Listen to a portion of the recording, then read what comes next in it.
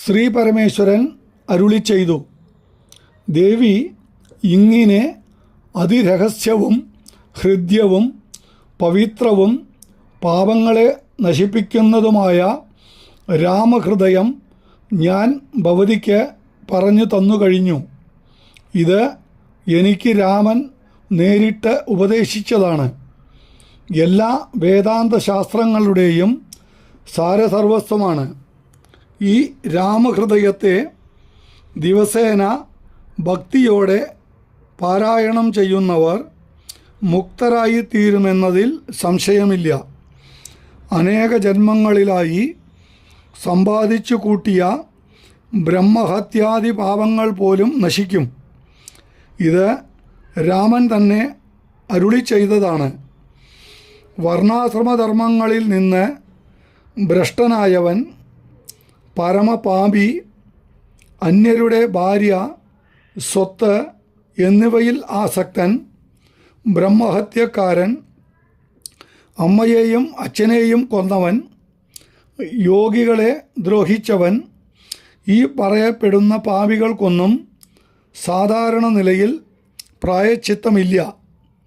എന്നാൽ അവർ പോലും ദിവസേന ഭക്തിയോടെ രാമനെ പൂജിക്കുകയും രാമഹൃദയം ശ്രദ്ധയോടെ പഠിക്കുകയും ചെയ്യുകയാണെങ്കിൽ ക്രമേണ പാപം നശിച്ച് ഭക്തി വളർന്ന് യോഗിശ്രേഷ്ഠന്മാർക്ക് പോലും ലഭിക്കാൻ പ്രയാസമായതും എല്ലാ ദേവന്മാരാലും പൂജിക്കപ്പെടുന്നതുമായ പരമപദത്തെ പ്രാപിച്ച് മുക്തരായി തീരും. ബ്രഹ്മസ്തുതി. പാർവതീദേവി പറയുന്നു, മഹാപ്രഭോ, അവിടുത്തെ ഉപദേശം കേട്ടതോടെ ഞാൻ അനുഗ്രഹീതയും കൃതാർത്ഥയുമായി തീർന്നിരിക്കുന്നു. നിന്തിരുവടിയുടെ അനുഗ്രഹം കൊണ്ട് എൻ്റെ സംശയം നിശേഷം നശിച്ചിരിക്കുന്നു. അങ്ങയുടെ മുഖത്തിലൂടെ ഒഴുകി വന്ന രാമതത്വമാകുന്ന രസായനം സംസാരവാസനകളെ നശിപ്പിക്കുന്നവയാണല്ലോ. അത് പാനം ചെയ്തിട്ട് എൻ്റെ മനസ്സിന് മതി വരുന്നില്ല. അങ്ങയിൽ നിന്ന് ശ്രീരാമൻ്റെ കഥ വിസ്തരിച്ചു കേൾക്കണമെന്ന് എനിക്ക് അതിയായ ആഗ്രഹമുണ്ട്. ശ്രീ മഹാദേവൻ അരുളി ചെയ്തു. ദേവി ശ്രദ്ധിച്ചു കേട്ടാലും രഹസ്യങ്ങളിൽ വച്ച് രഹസ്യവും അത്യുത്കൃഷ്ടവുമാണ് അധ്യാത്മരാമചരിതം. പണ്ട് എനിക്ക് രാമൻ ഉപദേശിച്ചു തന്നതിനെ ഞാൻ പറഞ്ഞു തരാം.